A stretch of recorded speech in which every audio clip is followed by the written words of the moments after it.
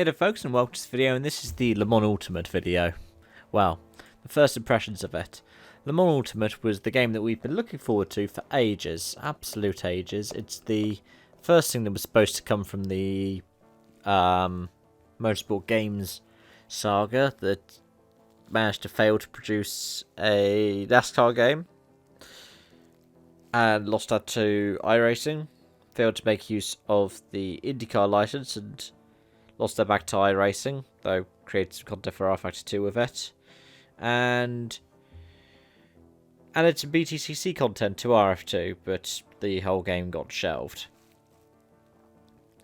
And I think first things first is, what do I think about Le Mans Ultimate? I actually really enjoy it. It is rFactor 2, essentially. It doesn't have the same kind of manipulating the slip angle constantly that rFactor 2 does. So in some ways you could argue it's better than rFactor 2. And it's great to have something that's a World Endurance Championship title. It's nice to have GT's LMP2s and the new hypercars LMH and LMDH up in the category choices. And they all handle quite differently even within the classes. I think if this was the first kind of release by a small studio, I'd be like, happy days, this is brilliant. But given that we've been waiting for this for years, and it's by a studio that had a lot of money, to have it released in early access like it currently is, some people would certainly feel underwhelming. Now, I do like this game, I really do. It's a lot of fun, the online system works, it's all quite sleek. There are definitely some issues that means that it's early access. So I've had a blue screen on my PC today, for example. I've had a couple of issues here and there with pit stops. I think the biggest issue I have is with the AI. And really, I don't have the time to do a lot of online racing against other people at the moment, so AI is largely where I'm at. I've done one online race so far, as an LMP2 race, and everyone behind me had a pile up going onto the start line at Spa, and I got reverse entry into the source, but I still finished third.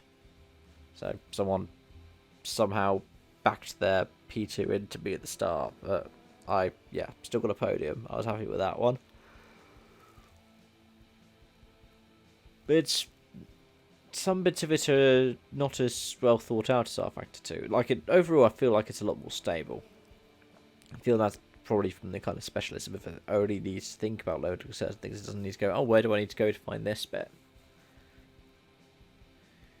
But it's hard to go through the replays, and I still haven't found where all my replays are going, and if they are being saved for this thing.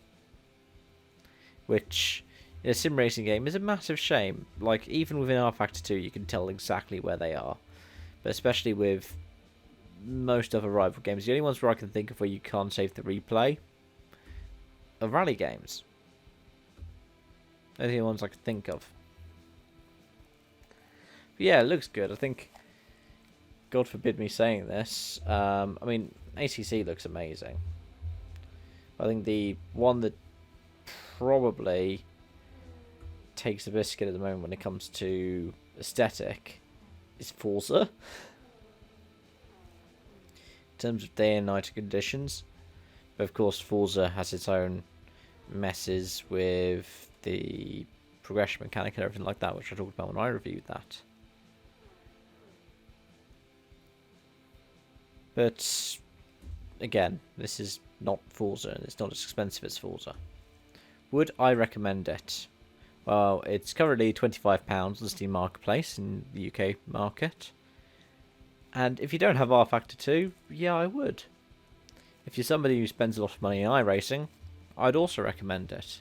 Even though you might think it's compared to iRacing, and it will be, especially when iRacing gets its Tempest weather model next week. It's finally getting rain. But this has some things iRacing doesn't. It's got a clear focus to it. It's a lot more affordable if you think about 7 tracks and a couple, well, dozen cars maybe, at the cost of 1 or 2 of them.